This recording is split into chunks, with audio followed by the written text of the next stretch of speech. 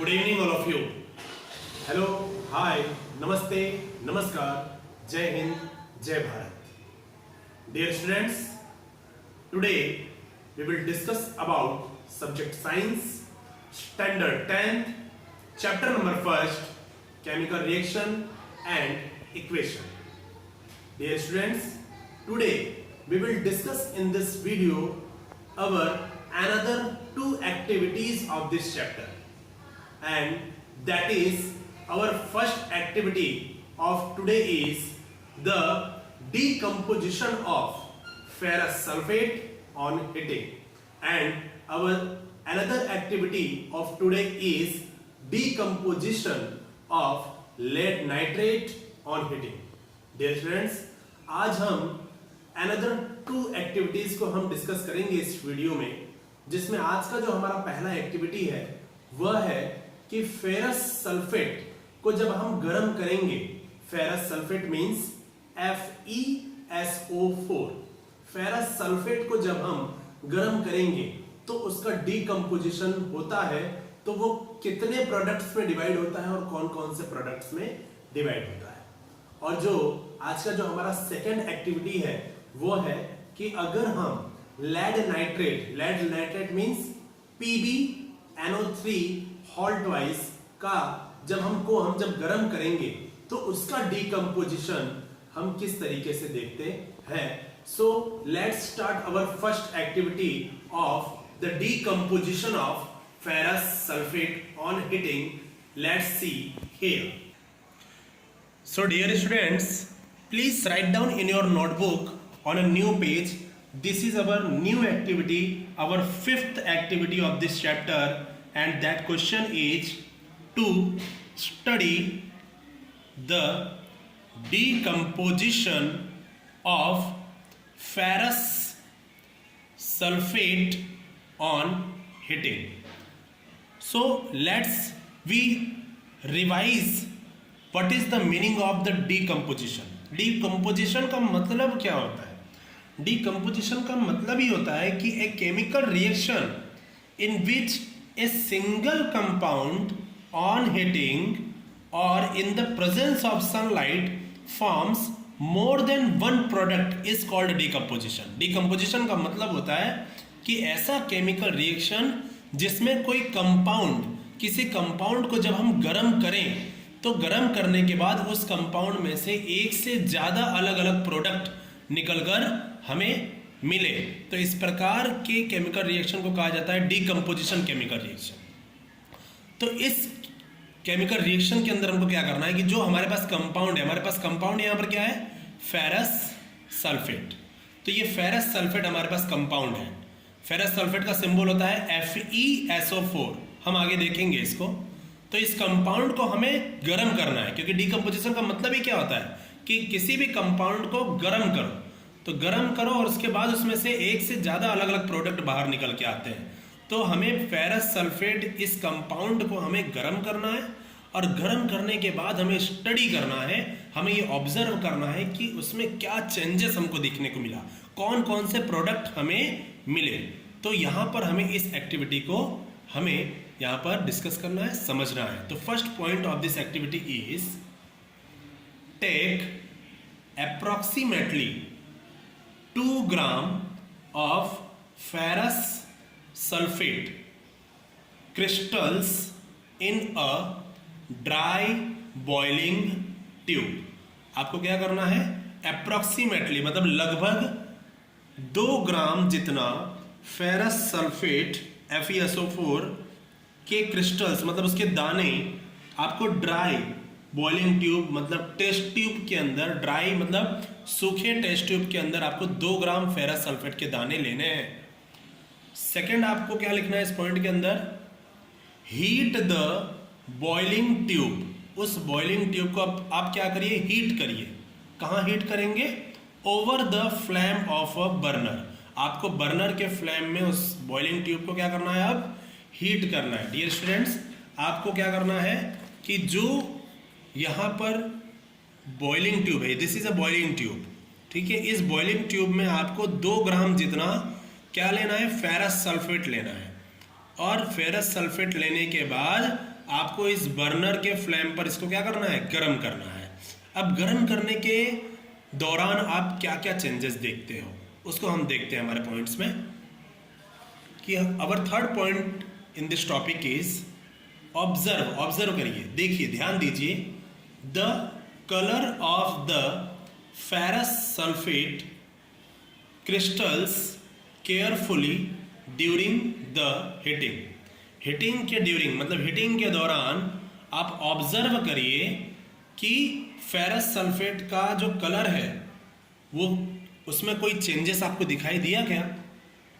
Next point है हमारा before heating, before boiling, otherwise before heating मतलब गर्म करने से पहले, the crystals of ferrous sulphate are greenish, bracket में लिखेंगे आप लाइट ग्रीन। याद रखिए कि गर्म करने के पहले जो हमने फेरस सल्फेट अपने टेस्ट ट्यूब में, अपने बॉइलिंग ट्यूब में लिया था, उसका कलर क्या था, तो पहले उसका कलर था लाइट ग्रीन, अदरवाइज ग्रीनिश भी आप ले सकते हो। तो स्टार्टिंग में तो फेरस सल्फेट का जो क्रिस्टल था वो ग्रीनिश कलर का था, लाइट ग्रीन कलर का था। नेक्स्ट पॉइंट है ऑन हीटिंग, लेकिन गर्म करने के बाद the ferrous sulphate is decomposed, मतलब अब वो धीरे धीरे टूटने लगा, डीकम्पोज होने लगा। किसमें टूटने लगा, इनटू Fe2O3। Fe2O3 का मतलब होता है फेरिक ऑक्साइड, फेरिक ऑक्साइड। मैंने आपको कहा था ना कि किसी भी कंपाउंड को आप गर्म करोगे मतलब उसका डीकम्पोजिशन करोगे तो उसमें से अलग अलग प्रोडक्ट क्या होंगे, टूटकर बाहर आएंगे। तो पहला प्रोडक्ट हमको क्या मिला, Fe2O3, किसमें से, फेरस सल्फेट को डीकम्पोज जब हमने किया, गर्म किया, तो हमें पहला प्रोडक्ट मिला Fe2O3 मतलब ferric oxide. And green colour changes to reddish brown, मतलब जो फेरस सल्फेट जो हमें ग्रीन कलर में था पहले, अब वो चेंज होकर किस कलर में चेंज हो गया, रेडिश ब्राउन कलर में वो चेंज हो गया। ठीक है, हमारा नेक्स्ट पॉइंट है इसके अंदर on heating of ferrous sulphate. Ferrous sulphate को जब आप गर्म कर रहे हो तो एक और चेंज आपको दिखाई देगा, ए गैस हैविंग स्पेसिफिक स्मेल, एक स्पेसिफिक, एक निश्चित स्मेल की गैस आपको अनुभव होगा, उसमें से बाहर निकलेगी, is evolved due to combustion of sulphur. Sulphur का जो कंबशन होगा, मतलब आपको पता है फेरस सल्फेट आपने लिया है ना, फेरस सल्फेट मतलब क्या, FeSO4, मतलब Fe मतलब आयरन भी है, S मतलब सल्फर भी है उसमें, और O मतलब ऑक्सीजन भी है। तो फेरस सल्फेट में आयरन भी है, सल्फर भी है और ऑक्सीजन भी है। तो जब आप फेरस सल्फेट को गर्म कर रहे हो तो उसमें से हमको पहला प्रोडक्ट मिल गया Fe2O3 फेरिक ऑक्साइड, और उसमें जो सल्फर जो मौजूद है वो सल्फर जब गर्म हो रहा है, सल्फर जब गर्म हो रहा है तो एक गैस बाहर आ रही है। वो कौन सी गैस है, and that is SO2 gas, sulphur dioxide gas, and SO3 gas, sulphur trioxide. याद रखिएगा, फेरस सल्फेट को जब हम गर्म करेंगे तो पहला प्रोडक्ट मिलेगा Fe2O3 और दो अलग प्रोडक्ट हमको मिलेंगे, एक तो SO3 गैस और एक मिलेगा हमको SO2 गैस। ऐसा क्यों होगा, क्योंकि उसमें से जो फेरस सल्फेट था उसमें सल्फर जो है वो भी गर्म हो रहा है। सल्फर के गर्म होने की वजह से ही हमको ये दो गैस भी मिल रही है, एक SO2 और एक SO3 gas, which possesses strong irritating smell, जो बहुत ही स्ट्रॉन्ग इरिटेटिंग, बहुत चिड़चिड़ाती हुई हमको स्मेल इसकी मिलेगी जो हमें बर्दाश्त नहीं होगी। इसीलिए ये जो टेस्ट ट्यूब है जब आप इसको गर्म करोगे ना तो इसे आप अपने से दूर रखेंगे, अपने नाक के सामने, अपने नोज के सामने नहीं रखना, क्योंकि इसमें से एक दो प्रकार की ऐसी इरिटेटिंग गैस बाहर निकलती है जिसको आप बर्दाश्त नहीं कर सकते। और वो दोनों गैसेस कौन कौन सी है, एक तो SO2 गैस मिलेगी और एक SO3 गैस मिलेगी। देखिए इसीलिए मैंने यहाँ पर एरो करके लिखा है, do not point the mouth of boiling tube at your self, मतलब अपने खुद के माउथ से उसको क्या रखना है, आपको टेस्ट ट्यूब को, बॉइलिंग ट्यूब को आपको दूर रखना है। ठीक है डियर स्टूडेंट्स, तो ये डायग्राम भी आपको लास्ट में ड्रॉ करना है। Okay,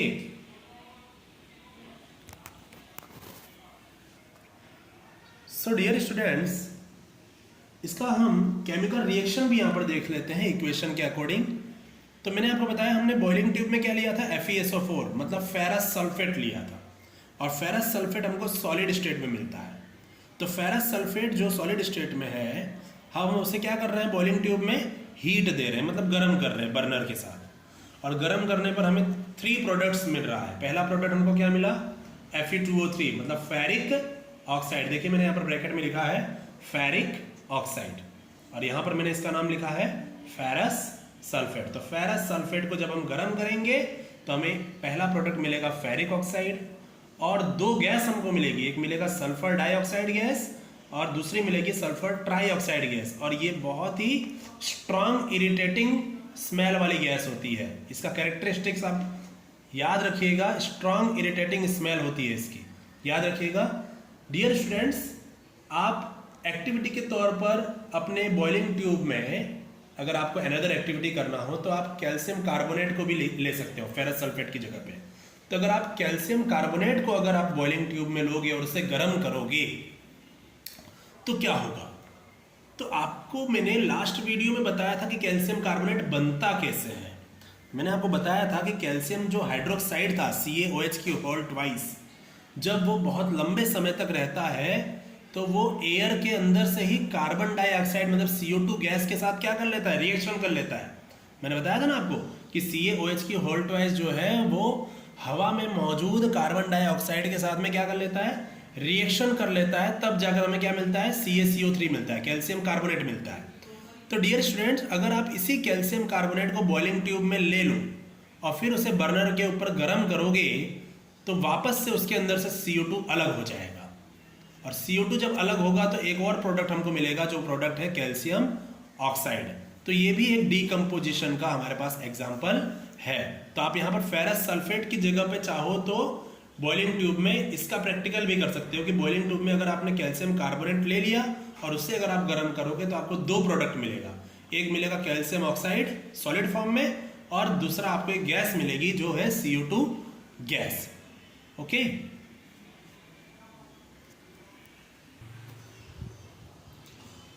so dear students, now we will see some questions related to this one activity. इस एक्टिविटी से रिलेटेड कुछ क्वेश्चंस देखेंगे, बट ये जो सारे क्वेश्चंस हम देखेंगे आज वो सारे आपके होमवर्क होंगे। अब तक क्या होता था, जो एक्टिविटी के क्वेश्चंस में देता था आपको उसके आंसर्स भी मैं आपको समझा देता था, बट अब क्या होगा, ये जो एक्टिविटी में समझा रहा हूं आपको उसके जो क्वेश्चंस हैं वो उसके आंसर्स आपको खुद ही फाइंड करने हैं और इसे लर्न करना है। डियर स्टूडेंट्स, ये सारे आंसर्स आपको इस एक्टिविटी के पॉइंट्स में मिल जाएंगे। So please let's see the questions related to this one activity. So dear students, these are the questions which are related to this one activity which above already we discussed, जो हमने अभी discuss किया है उसी activity से related ये 3 questions मैंने यहाँ पर लिखे हैं।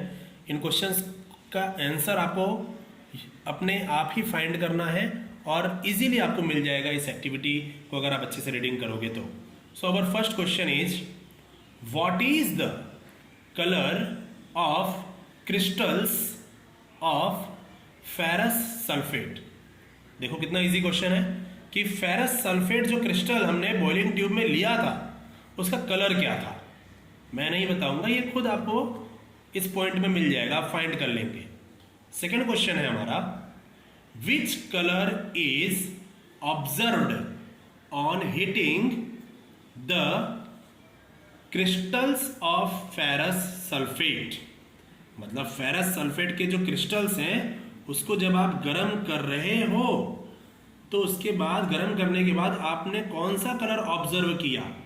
ऑलरेडी इसको भी हमने अपने एक्टिविटी के पॉइंट्स में वहां पर हमने डिस्कस किया है कि फेरस सल्फेट को गर्म करने के बाद वो किस कलर में चेंज हो गया।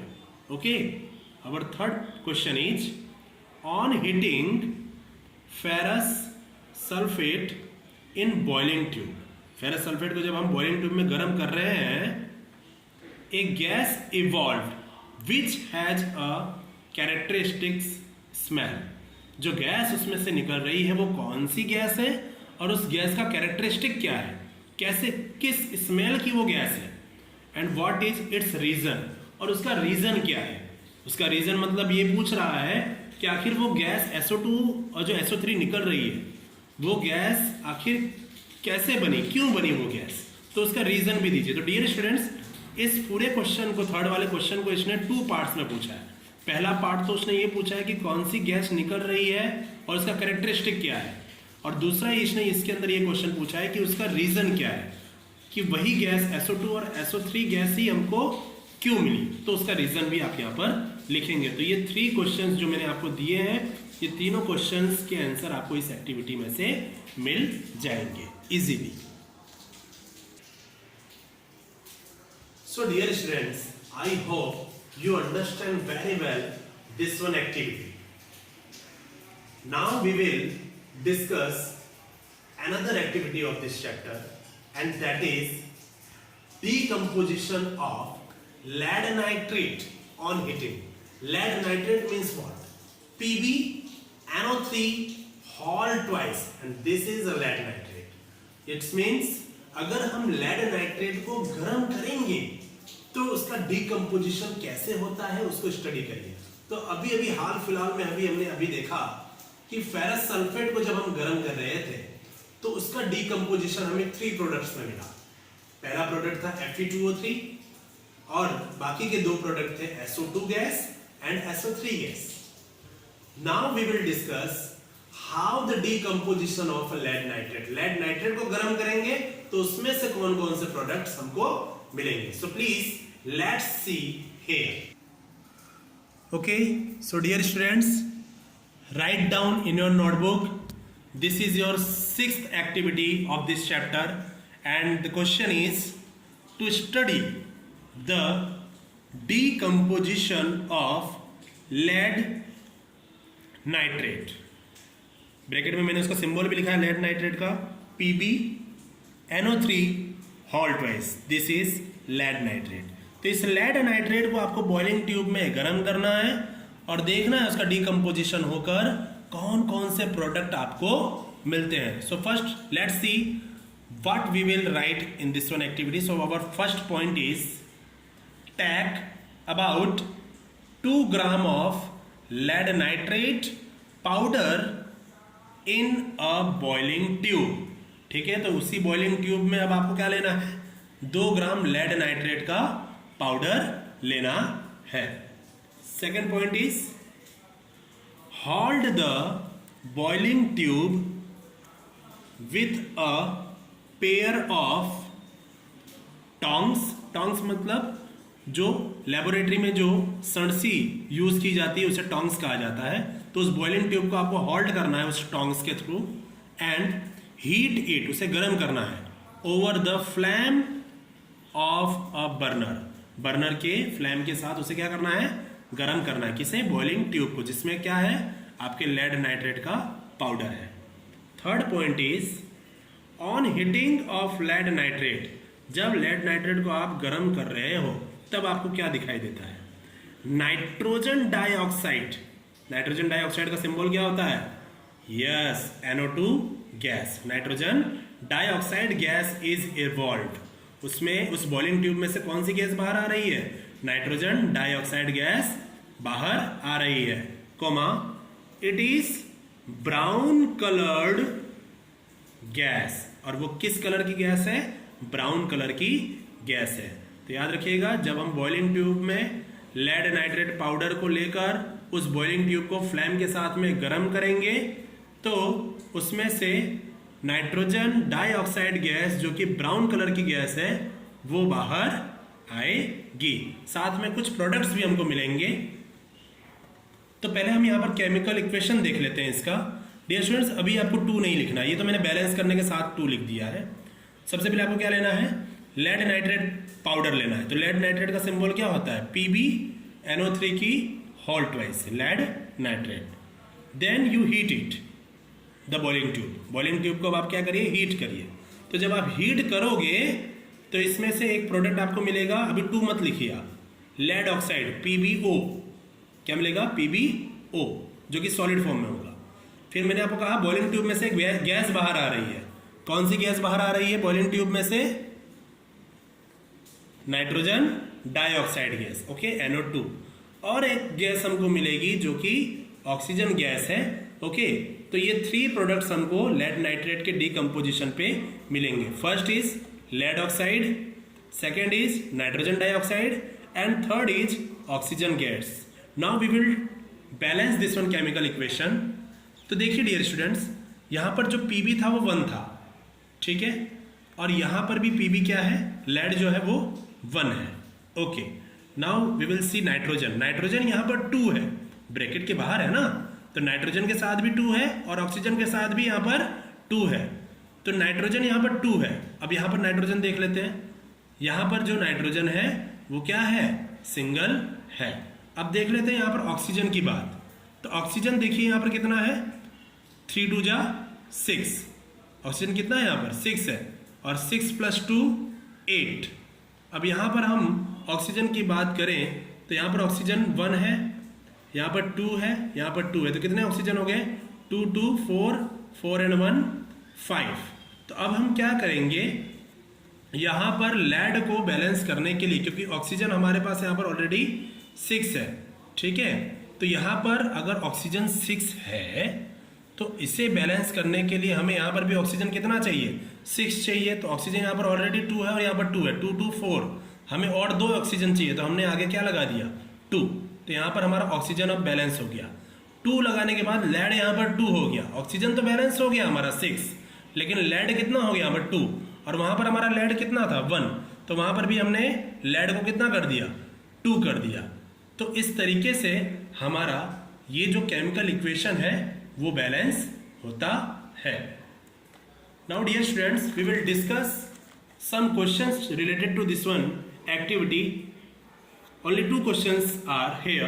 First is, which gas is evolved from boiling tube on heating of lead nitrate? मतलब जब हम lead nitrate से भरे हुए बॉइलिंग ट्यूब को जब हम गर्म करेंगे तो विच गैस इज इवॉल्व, कौन सी गैस उसमें से बाहर आएगी। तो आप इजीली आप इसका आंसर अब दे सकते हो, क्योंकि एक्टिविटी के अंदर मैंने ये चीज डिस्कस कर ली है। Second question is, write the equation of reaction of heating lead nitrate. तो लेड नाइट्रेट से भरी हुई बॉइलिंग ट्यूब को जब आप गर्म कर रहे हो तो उससे रिलेटेड आपको इक्वेशन यहाँ पर लिखना है। तो लास्ट में हमने एक्टिविटी के लास्ट में अभी हमने इक्वेशन को ही डिस्कस किया है। तो आई होप आपने ये एक्टिविटी और इन क्वेश्चंस को अच्छी तरीके से समझा होगा। So dear students, I hope you understand very well both the activities of today and you understand very well the questions which are related to these are activities. Now we will discuss our next activity in our next video. Please stay at home, be safe, be healthy. Thank you so much.